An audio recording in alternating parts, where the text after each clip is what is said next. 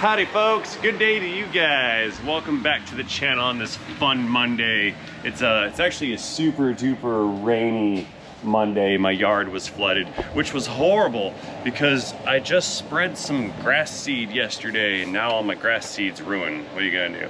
Anyway, today we're back at work. It is Monday and I'm going to I'm looking for something on the shelf here, get some penetrating oil. We are going to press in and press out a hub bearing assembly on our timing chain ruined video. This is the one that I lost all the footage on during the reassembly of the chain action. We're finishing up all the repair work on this truck, and one of the last items that needs some attention is going to be the wheel bearing on this right rear. Now this is going to be super duper fun, kind of, because I need to remove this entire assembly right here. Take the axle out of it, remove the tie rods, remove the control arms, remove the lower control arm, remove the parking brake cable, because the bearing is a press-in bearing assembly. So we have to get this entire knuckle assembly out of here, get it over to the press the old bearing out, and then press the new bearing in. It's supposed to take me about 3 hours to do, so this ought to be fun. All right, so nothing's gonna happen here. This axle nut in position. This is not going to affect the disassembly at this point in time, but I like to start with the big nut and then work my way down to the small nuts. Unclickages. Yeah, that's fine. Come right off. It's smearing all the lube off the threads as the nut comes off the stud. Nice clean removal. Good. So what we're gonna do, gotta figure out which one of these fasteners I need to remove first. Not the top one, because then the thing's just gonna fall over. There's one right here, there's that stud that goes through for that ball joint. But I don't think I can get a gun on that one because of this stud down here. Let's get that bottom stud out first. That's gonna be our next move right there. So what do we have here? 19, negative, 21, affirmative. Spray some lube on the stud there. Okay, I need to get a wrench for this other side. It's gonna turn the bolt. Looks like another 21 is necessary. Or 19. Oh, I'm way off today. It is a Monday. I believe my ichrometer seems to be out of calibration. Nice. Alright, well, if that bolt thing out of the way, we can get this little stud out for this tie rod deal.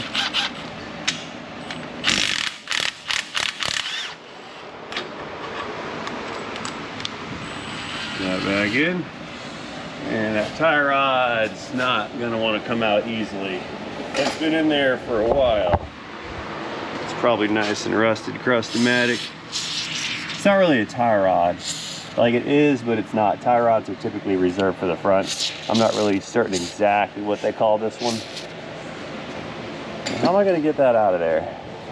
Can I pull it? Maybe I can wedge something in there to kind of pop that thing out. Let's try that. Let's get a pry bar. Now let's try a pry chisel first. Just going to jam that thing right in there.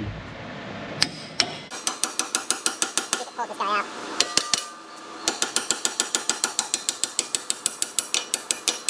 Really?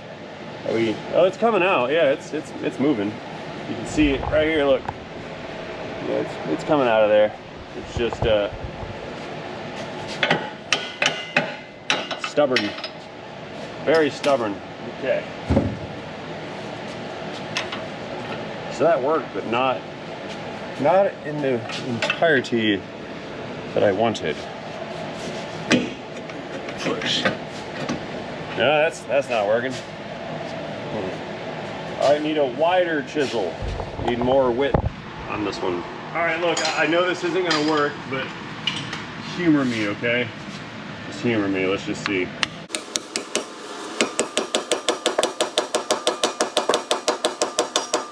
that was a stupid idea. All I did was ruin my little wedge thing here. That was dumb. All right. Well, we found out how not to get this thing out. Now what do I do? If you can't stop it, just have to keep going. It won't come back out. You have to send it.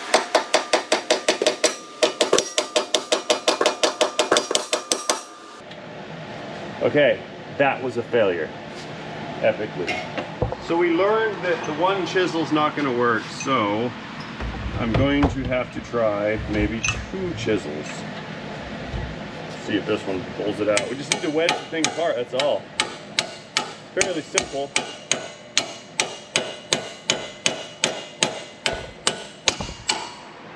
Two chisels, ineffective. Because the 2 chisels are counteracting each other. I run that one in, it pushes this one out. It's not working either. Think what to do.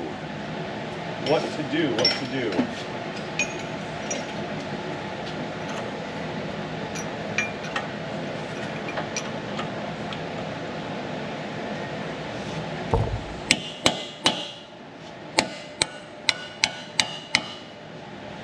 Two different chisels.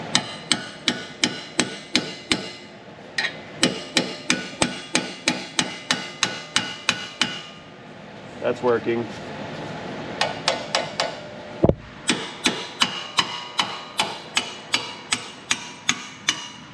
gotta be kidding me.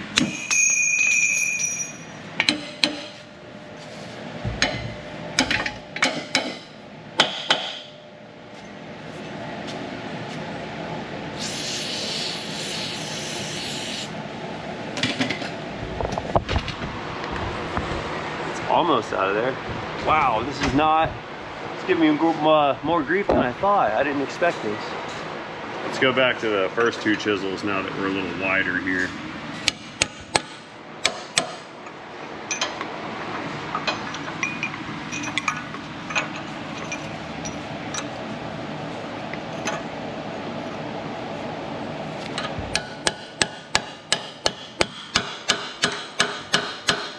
Chisel surgery.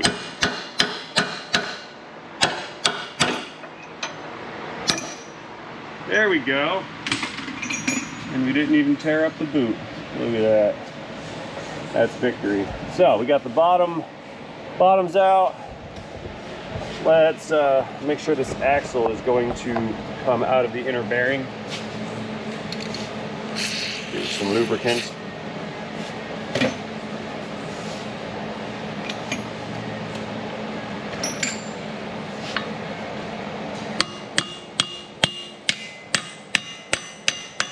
Good. So let's get the parking brake cable disconnected real quick like, and then we'll hit this top unit, top ball joint thing, that one, that bolt. Once that guy is removed,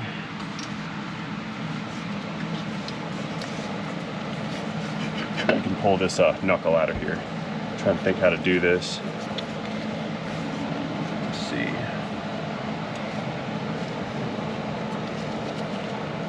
Parking brake cables are my nemesis. I dislike them. Yeah, the struggle's about to get real on this. We're dealing with parking brake cables, fellas. This stuff sucks.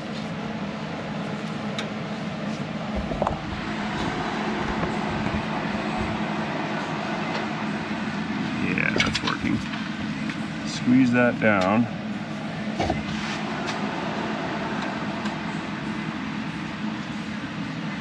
No.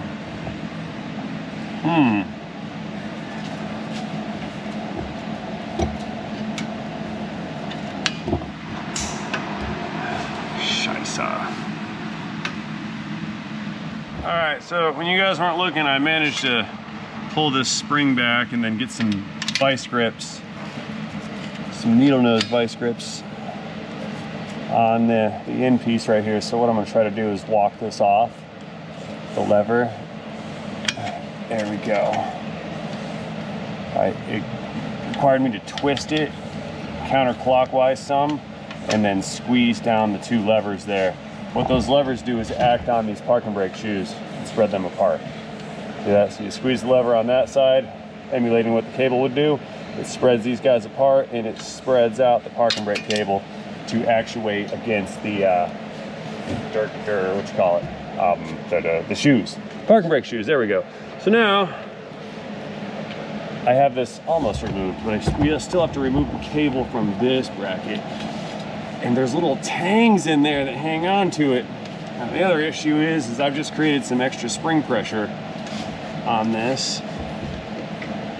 So I have to overcome that spring pressure to get this thing to come out, which it should be slotted, yeah? Yeah, that's slotted. So we can get it out. Bear with me, I told you it was gonna be a struggle. Very cringy, hard to watch. Even harder to do. And then on top of that, it's even harder to do and then film it at the same time. I'm gonna have to release this spring. There. Didn't want to do that.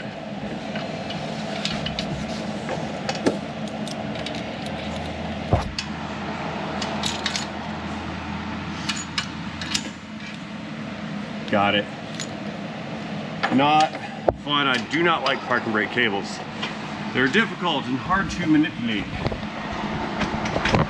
But we're getting there. So, last one, this guy up top. I believe that's 17 millimeters of fastener, or 18. Lube it.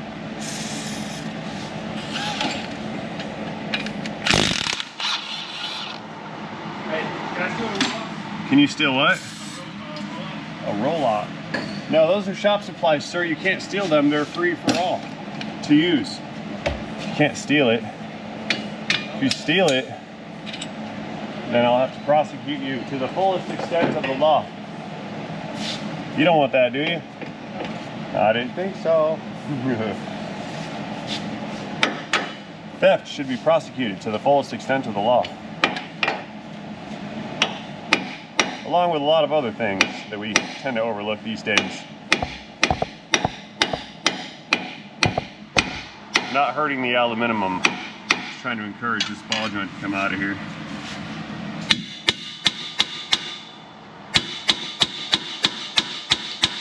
Don't ask why I'm not putting a puller on it. I thought about that. It's not my first rodeo. First rodeo.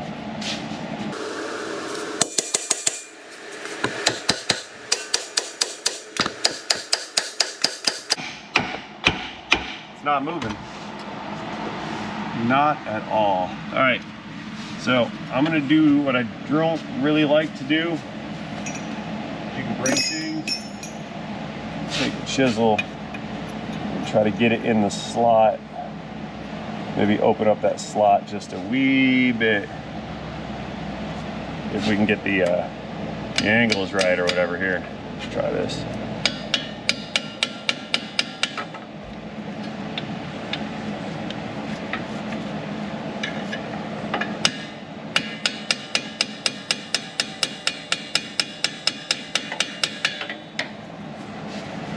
Maybe that's working, maybe it's not.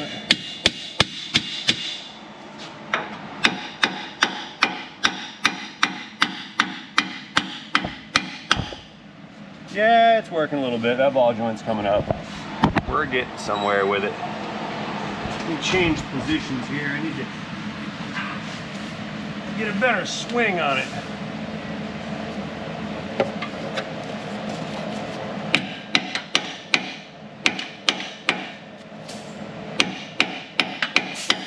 Nope. That's not enough. Okay, new idea. I need to hit this harder, but I can't hit this aluminum any harder than what I'm already hitting it. Pry bar. I have an idea. It might not be a good idea, but it is in fact an idea.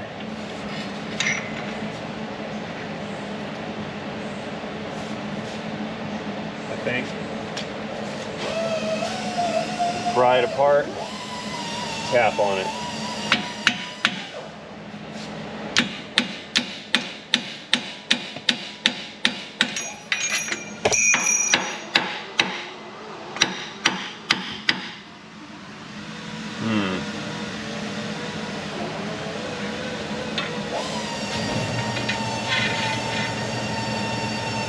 How to do this without destroying things.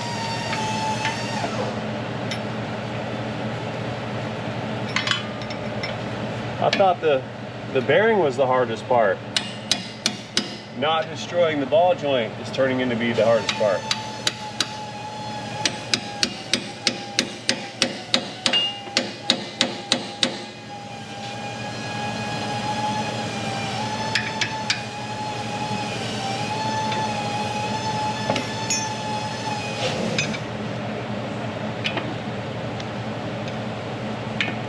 am I doing wrong here, guys?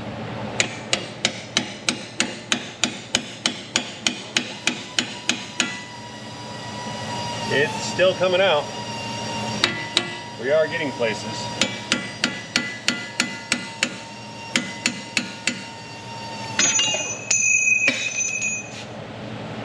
Gravity. Yeah, we're getting, what we got here, about, let's say about a 1/2 inch. Let's try it from this side.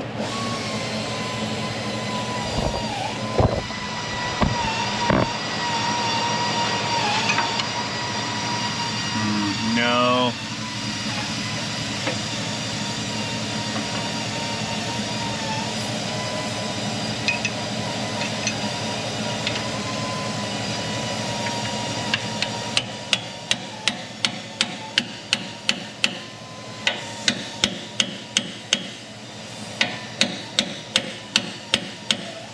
That's working.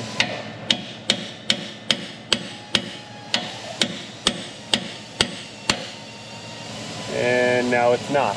Okay.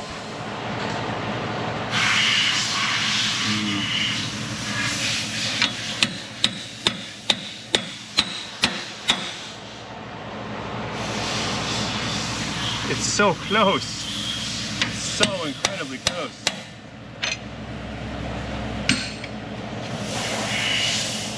Yeah, look at there. You see the stud, we're almost there. Let me try to put the wedge back in. It's a different one. I think this one's larger than the last one I used.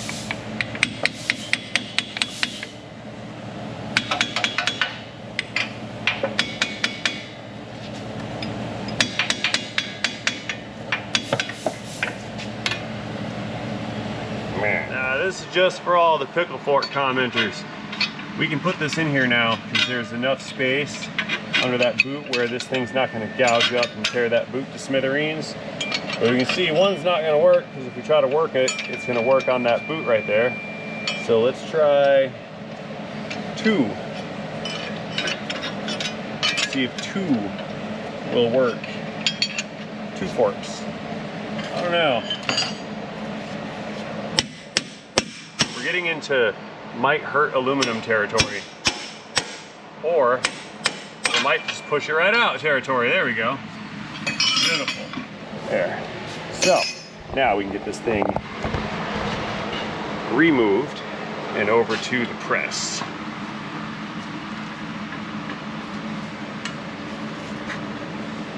Ow. Come out. There she is. That's our bearing assembly. Hey. So real quick, let me show you the reason that we're changing this thing. Maybe you can hear it from here. When I drove it, I heard a helicopter noise indicative of a bad bearing, right? So what we're gonna do, since it's a little quiet in the shop right now, show you this thing, see if you can hear it.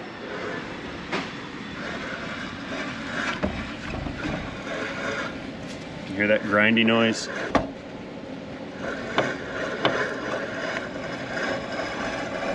It should not be making that grindy noise.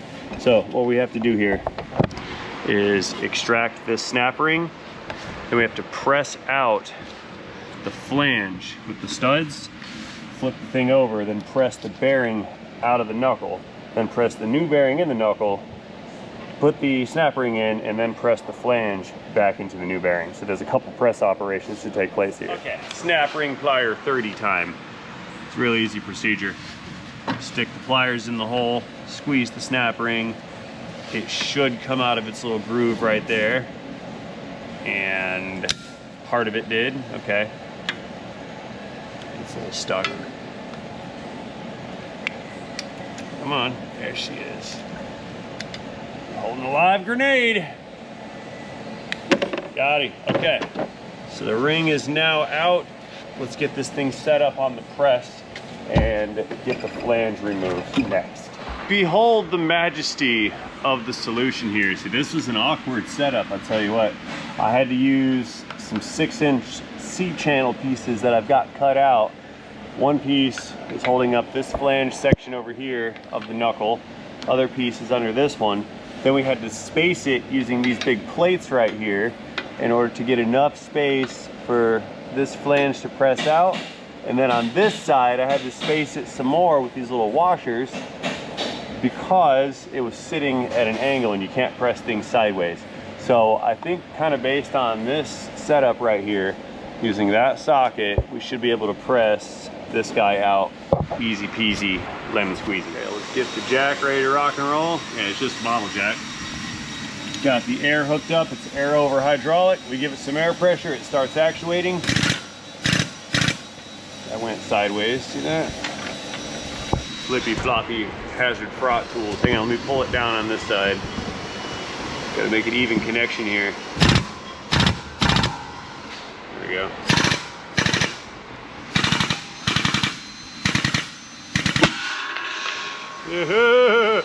That's always scary when they make loud noises.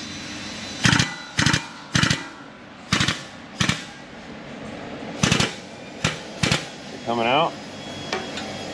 Let's see.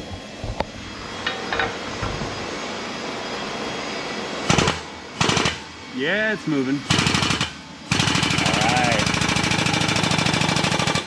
Gotta watch the studs at the bottom. Okay, that's all we get. Studs are touching. So let's release, and then we have to re-space at the bottom down here.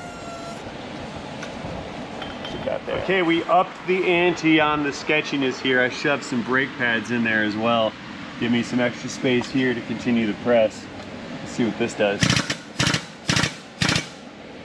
Yeah, it's running a little sideways now. We're getting there. There it is. Got it. All right. That's a victory. That's halfway victory. Got this piece out. Look at that. So with this thing out, we now need to flip the assembly over, set it back up. We're reusing this piece here. This is just still good. So we need to flip this over and then push the whole bearing out to the bottom of the knuckle right here. So we need to get rid of the brake pads and the C-channel and the cam adjuster bolts from a Toyota.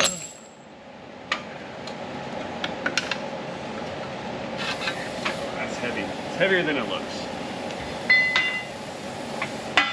Yeah, so now what we need to do is get another bearing right on the edge of this bearing and press this guy out that way through the back side. Okay, we got our flippy floppy situation done. I found a socket that should be appropriately sized to act on this bearing. So let's give it a whirl and see what happens here on this next round. Coming down. Get you guys in close.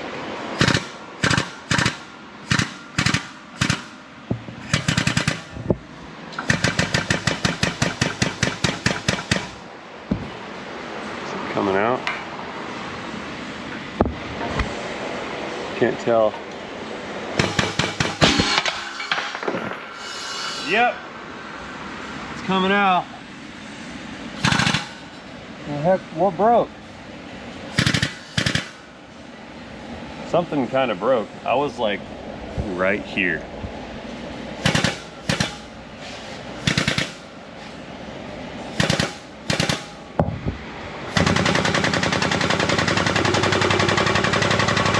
The rust broke, that's what it was.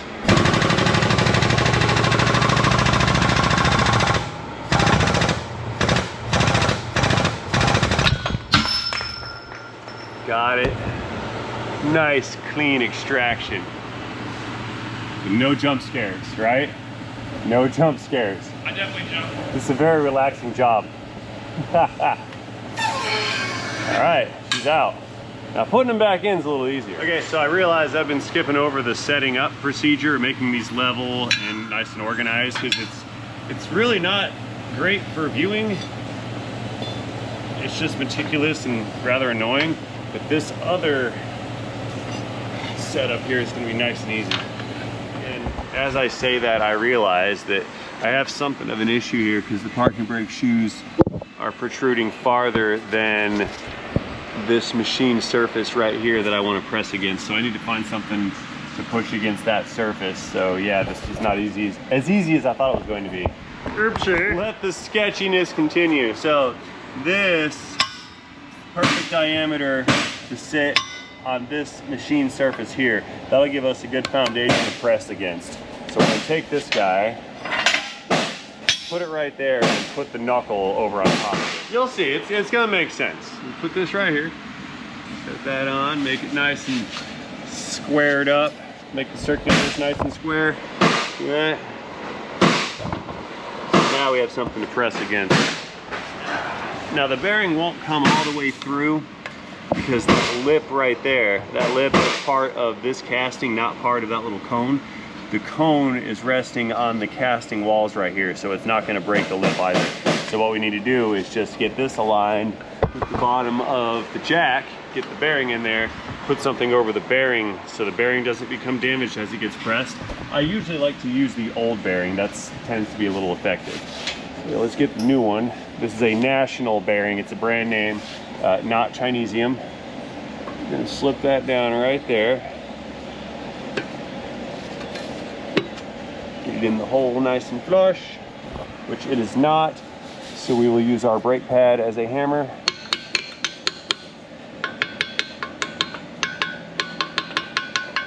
There, now it's nice and flush. This is good. We'll take the old bearing.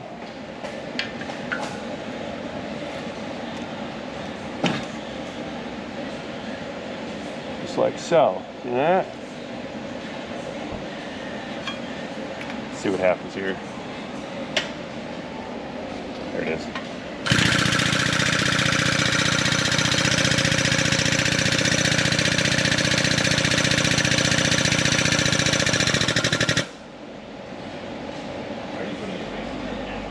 I like my face.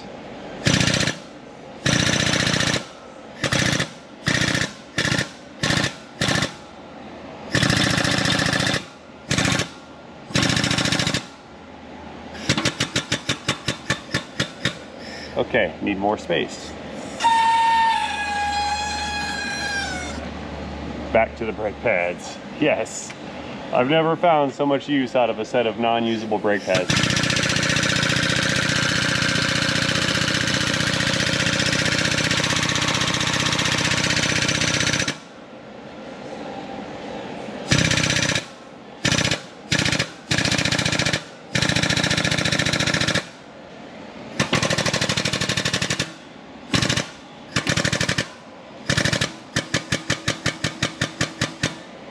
One more time.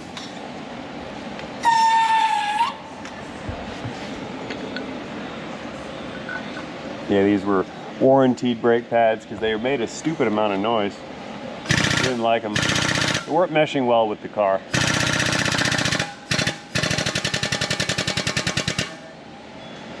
All right, we're there. That's it. We were collapsing brake pads, smashing them. Now, we sort of pressed this in. Sometimes, oh, that came right out. Sometimes when you use the old bearing to press, it will get stuck in there. You just gotta smack it with a hammer a couple times, it'll come out. Now, it's important, you have to press on the outside part here. If you press the inside part right here, there's a chance where you're just gonna shove all the innards out of the bearing, and then you're left with the shell of the bearing still stuck in your work. So now, we need to take the cone out of there and then get this guy set up to press this back in. So what we're actually going to do is we're going to press the knuckle onto this. We're not going to press this into the knuckle. Reason being is there's no flat surface back here to flip this over and press something into. So we're just going to cone this up and press this thing over the shaft on this thing. After we put the snap ring back in. That snap ring's got to go in next because there's a chance that that press event will push this bearing back out, so we need this snap ring in there to retain it.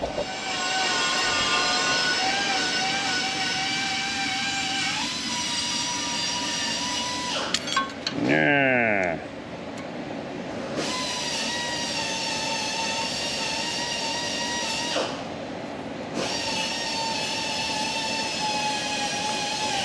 Get in there. There we go. Let's seat it all the way around. Good to go. Let's get it flip-flopped and ready for action. I believe, oh, that's perfect. Look, this cone fits almost perfectly in there. We're gonna use the same cone. It's a little weebly wobbly, but that should be okay. Okay. Slip that thing down. Now, we seem to have some conflict here. We got too much stuff in the way. That's fine though. Move that over. It still is not sitting flush, so put two of these on top of each other.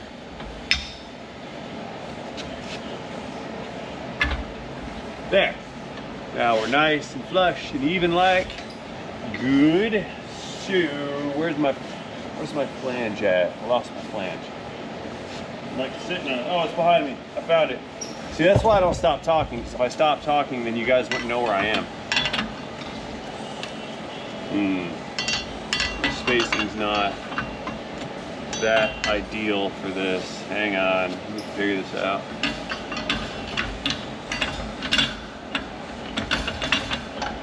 Yeah, there we go.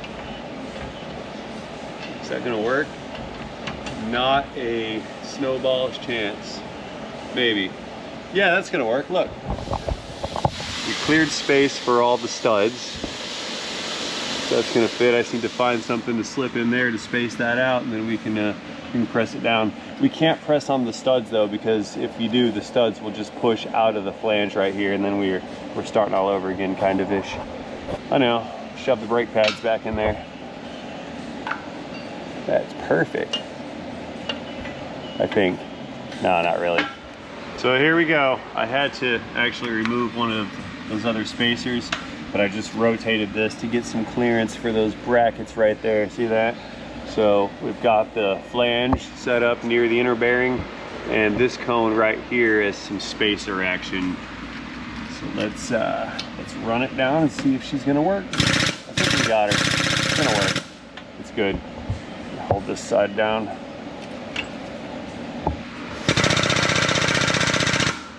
Yeah. See that? That's exactly what we don't want.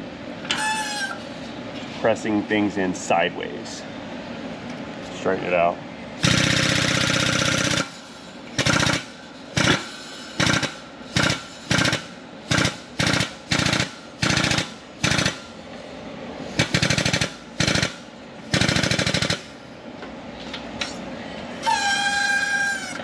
Okay, now I need to flip it over because we have to watch the back side of the other bearing.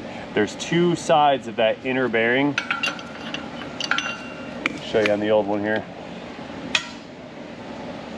There's two sides. See that outer side and then the inside side? If we flip it over, they become opposite, outer side, inside side.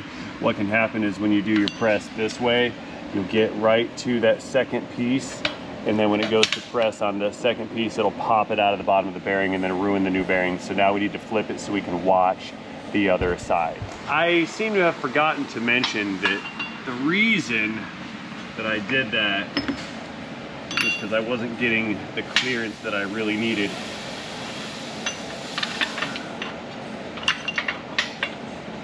Okay, let's try it like this.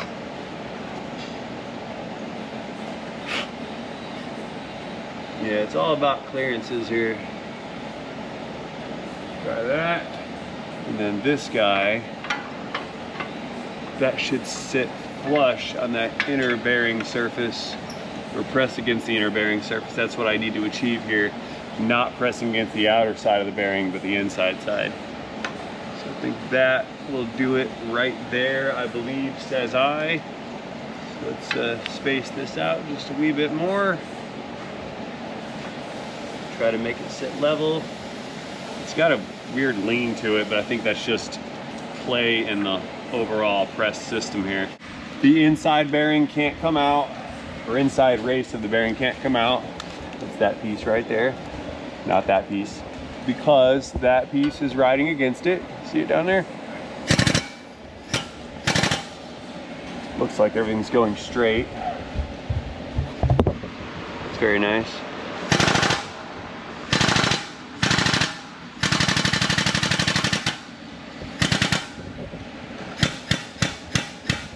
Bam, we're there. Now, there's no bolt or anything that holds this assembly together, because when that axle shaft goes through, this flat right here on the axle is going to press against that bearing's inner race. This one right here.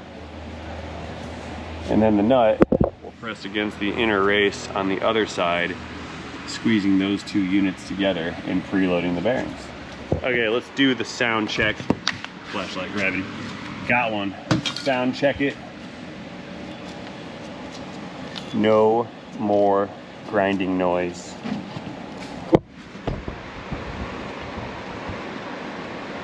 Silence. That's fantastic. And for quick comparison, let's listen to this one. You guys hear that? Not good. Not good at all. And take a look at this. I plucked out the grease seal in the retainer ring so we can see the roller bearings inside. And that grease is chowdered up something nasty in there. There's little metal chunks in there floating around.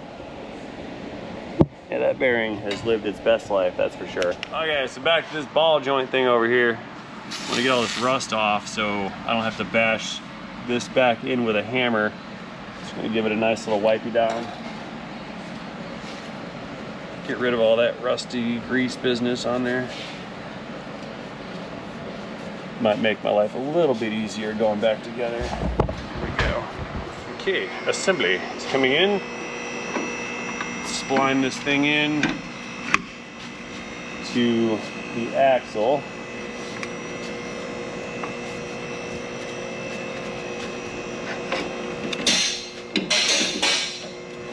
Yeah, I'm gonna have to bash that in with a hammer or something. I don't know.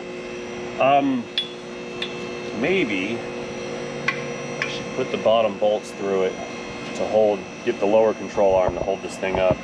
Yeah, let's try that. Let me see here.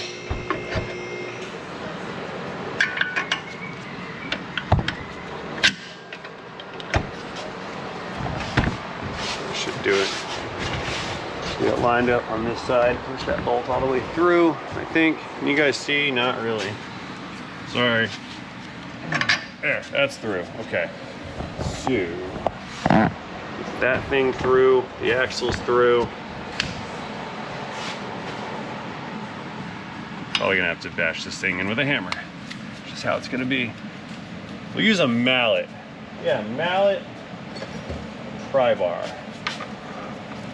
Pry bar it down and then send it with the mallet, which is basically a squishy hammer.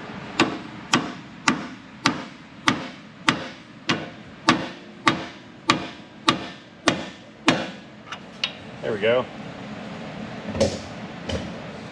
Okay, let's run our little stud thing in here. It's gonna sit against this flat right there. That way this thing cannot turn when torque is applied to the nut. Tap it on in there. Good. That should be, I think that's the lower nut. Yeah, that's the one that goes down here. Get that guy on. And then the upper nut is in my flange. Right, can't see it, right there. Get that guy on around the back side. Good. Here, let's tighten them up.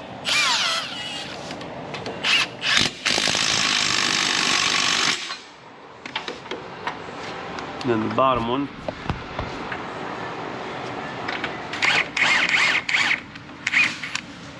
I need my wrench again, I forgot. It's a 19. Some get the wrench, some do not.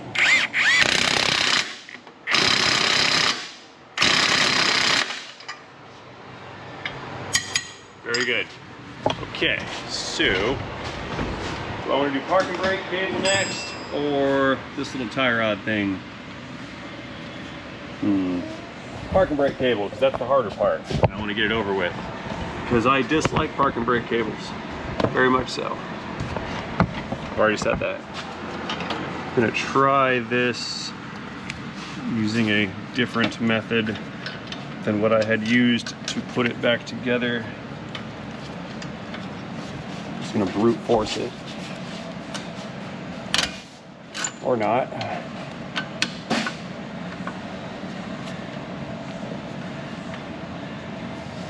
See, I'm pulling on that. Now it's not gonna work. Not even close.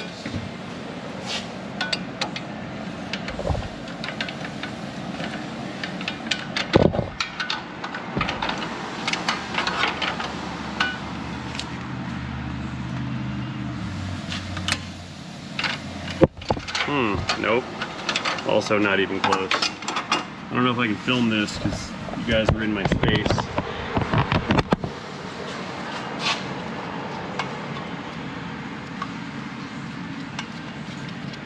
Oh man, I don't know. Whatever. One more time on a Hail Mary with this spring business right here. Let me just try it. I was close. Yeah, see? If at first you don't succeed, just keep doing the same thing over and over again until eventually it works or you give up, right? Woo. Okay, so come around here to get this tie rod business back in.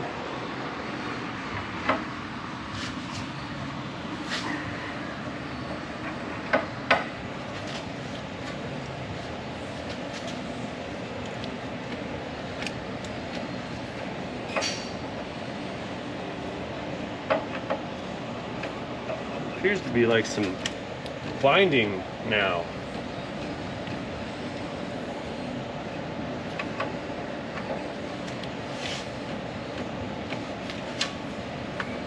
I think I need to take this top unit back. No, that was hard to get out. Let's take the bottom one back out real fast.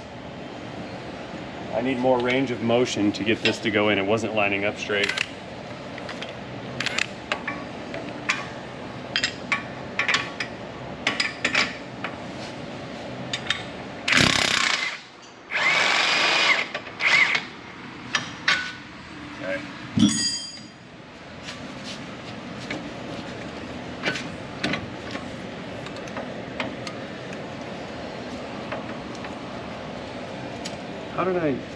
What am I doing? Oh, I'm dumb. I was trying to put that in the bolt hole.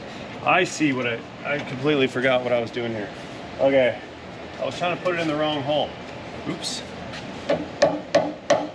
Now I figured out what I'm trying to accomplish here.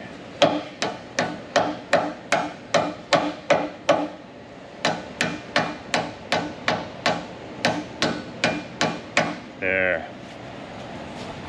Yeah, it happens. Sometimes you miss the mark and use the wrong hole. That's what I did. Put the nut on it. Actually, no, nope. Still have to get the big stud to come through at the bottom. You guys see it? You see my finger? See my finger? See my finger? No. There's too much crap in the way here. See, this is why I try to not do live streams, because it's just a bunch of moving the camera around.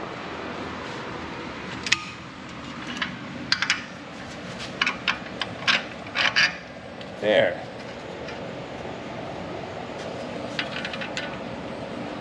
Not that one. It's going to be that one.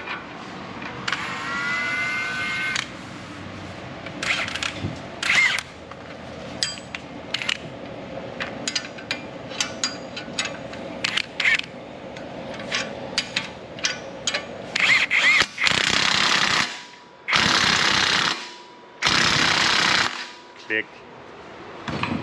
Good. So now we can get this one. And where did I put the stud? Right here. Put that guy through. There's the nut. Yeah. Completion is near.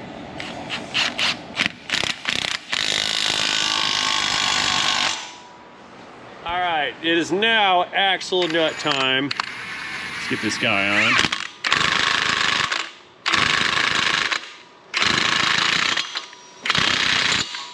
Torque you later. Okay, brake rotor coming in, good to go right there. Let's grab the caliper, pads. Let's get this thing hung back into position here.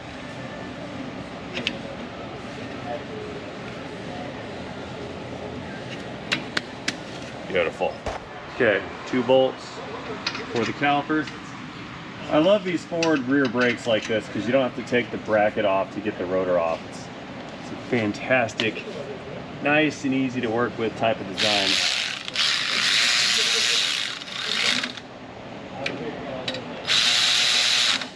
All right, we're good here, fellas. We're good. So let's do a final check. Make sure nothing has been missed. We've got the caliper bolts in.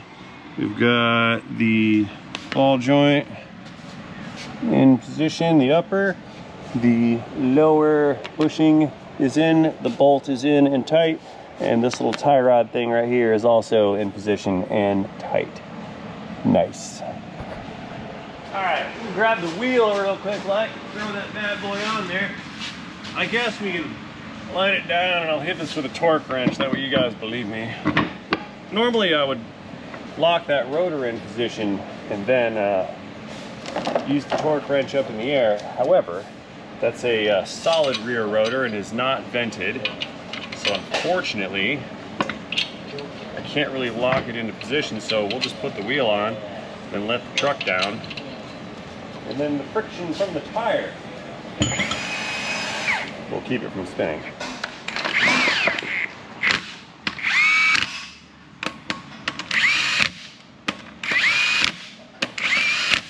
Yeah. Okay, floater. Coming down.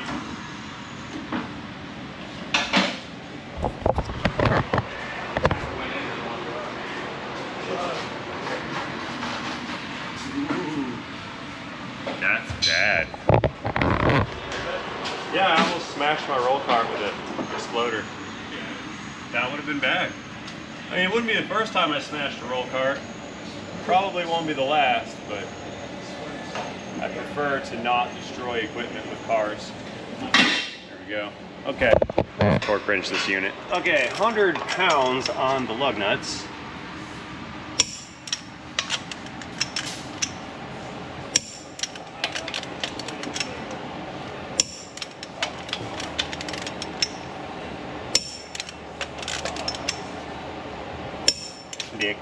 All right, 185 foot-pounds. Nope, not yet. Round 2, 185. There it is. I went a little past it, but that's fine. I'll take that. Excellent. So I believe at this point, we're all done. Let's go take it out for a test drive, make sure that grinding noise helicopter sound is all done, and then this job will be complete. All right, let's take this thing out for a spin. Let's see if that helicopter grindy, horrible noise is gone. I'm sure it is. Starting the engine. All right. All right, backing out the auto. Doors are open, honks for safety. No one's behind me. I see you. Hello. Yeah, so we need to get it up. I believe the noise came in at about 30 miles per hour. So one quick trip over top the bridge over yonder, and that should tell us everything I need to know about this situation. Yep, still raining out here. Not gonna go away. All right, let's pull out in front of this truck right here. Ding. Feels pretty good so far. Ah, yes. We have achieved 30 miles per hour and it's not making the noise. Sweet, sweet victory. It's fantastic.